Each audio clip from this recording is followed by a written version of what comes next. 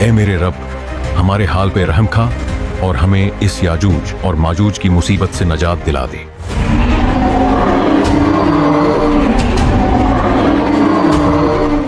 अल्लाह ने आपकी दुआ को कबूल फरमाया है।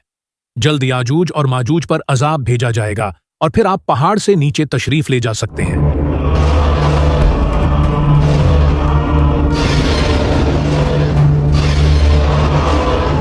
मुझे ये बताया गया है कि याजूज और माजूज पर अजाब भेजा जा रहा है। असल हालात का तो नीचे जाकर ही पता चलेगा।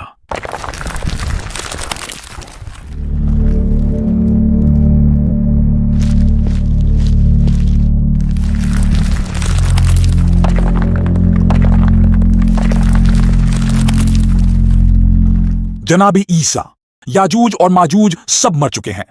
अब हम सुकून से नीचे जा सकते हैं।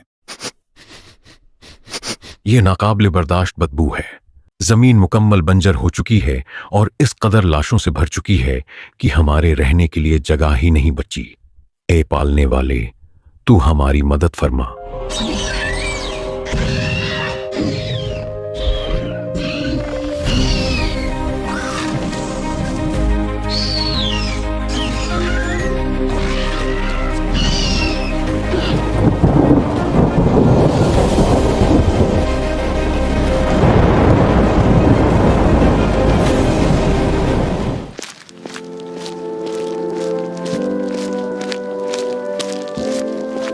और उसने मखलूक के लिए जमीन बिछाई। इसमें मेवे और खजूर के दरख्त हैं जिनके खुशों पर गिलाफ होते हैं, और अनाज जिसके साथ बुहुस होता है, और खुशबूदार फूल। तो तुम अपने रब की कौन कौन सी नियमतों को झुठलाओगे? याजूज माजूज को मरे हुए 7 साल गुजर गए, लेकिन उनके छोड़े हुए तीर कमान और ढालें अब तक हमारे जलाने के काम आ रही हैं। जनाबी ईसा, एक सवाल मुझे परेशान किए हुए है।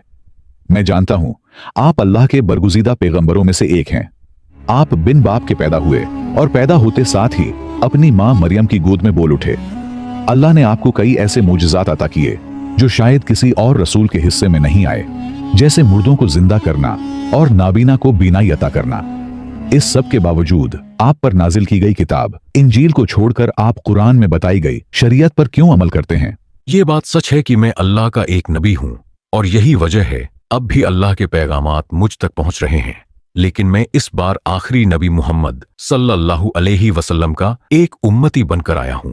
वो नबी कि जो मुझ समेत तमाम अंबिया के सरदार हैं, जिन्होंने मक्का में ज़हूर फरमाया और फिर इस्लाम की खातिर हिजरत करके मदीना तशरीफ लाए।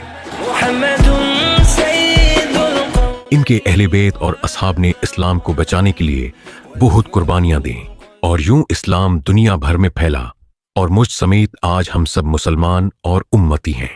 यही वजह है मैंने जनाब मेहदी के पीछे नमाज अदा की थी, क्योंकि उन्हें इस्लाम का आखिरी खलीफा करार दिया गया है।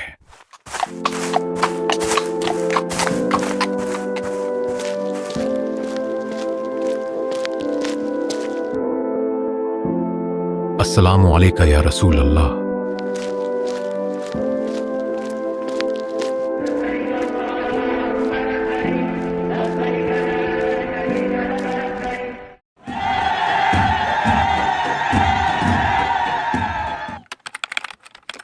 बेटा परेशान मत हो, जल्द खुदा ने चाहा तो आपके वालिद जनाबी ईसा की तबीयत बेहतर हो जाएगी।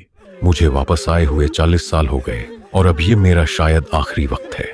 बस मैं इतना कहूंगा कि क़यामत बहुत करीब आ चुकी है। हर हाल में अपने ईमान की हिफाजत करना।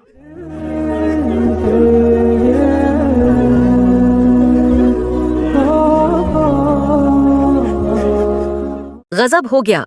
जनाबे ईसा की वफात को अभी ज्यादा दिन नहीं गुजरे कि कई लोग बेदीन होने लगे हैं। फितना दोबारा से सर उठाना शुरू हो गया है। बेटा तुम्हें क्या हो गया है? तुम्हारे बाप ने दज्जाल के खिलाफ जंग में जनाबे ईसा का साथ दिया, और यहाँ तुम इस कदर बुरी हरकतों में पड़ गए हो। अरे बुद्धे, अपने काम से काम रख, मेरा वक्त मत बर्बाद कर।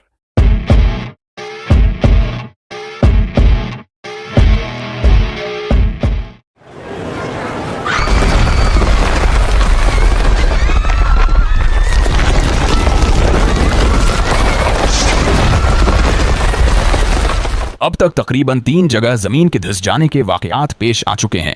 एक मगरबी इलाके में, एक मशरक में और एक सहराए अरब में। ये कैसा धुआं है जो उठ रहा है और तेजी से फैलता चला जा रहा है। भागो।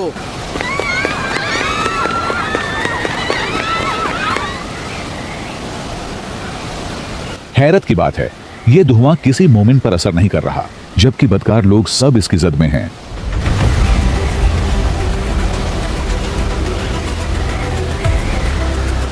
बिल आखिर 40 दिन के बाद उस धुएं से हमें निजात मिली है। मुझे कुछ ठीक नहीं लग रहा। 3 दिन गुजर चुके हैं, लेकिन अभी तक पता नहीं क्यों सूरज निकल ही नहीं रहा। ये क्या अजीब मंजर है। सूरज मशरक की बजाय मगरिब से क्यों निकल रहा है? ओ मेरे खुदाया, ये तो वही निशानी है कि जिसके बाद तौबा के दरवाजे हमेशा के लिए बंद हो जाएंगे।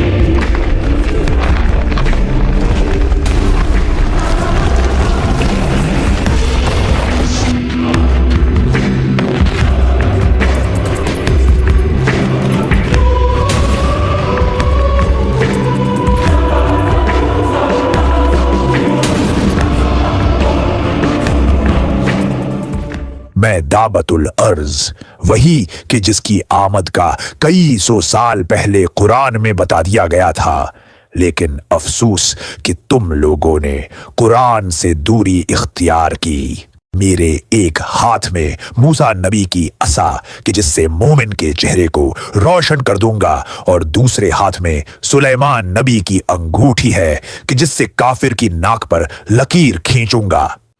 ये कैसी दिलफरीब खुशबू है।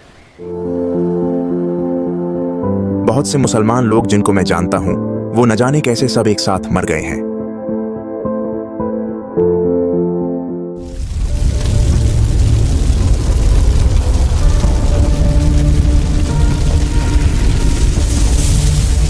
ये आग हमें अपनी तरफ बुला रही है। हम चलते हैं तो ये भी साथ चलती है, और हम रुकें तो ये भी रुक जाती है।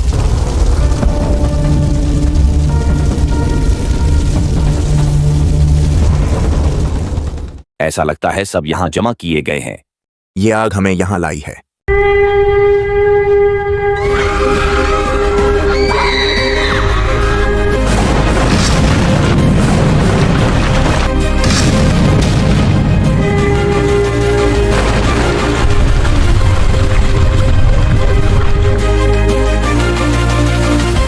और उन्होंने अल्लाह की कदर न की जैसा उसकी कदर करने का हक था, और क़यामत के दिन सारी जमीन उसके कब्जे में होगी और उसकी कुदरत से तमाम आसमान लपेटे हुए होंगे। तो जब सूर में फूंक मारी जाएगी तो ना उनके दरमियान रिश्ते रहेंगे और ना एक दूसरे की बात पूछेंगे। तो जिनके पलड़े भारी होंगे तो वही कामयाब होने वाले होंगे, और जिनके पलड़े हल्के होंगे तो ये वही होंगे जिन्होंने अपनी जानों को नुकसान में डाला। वो हमेशा दोज़ख में रहेंगे।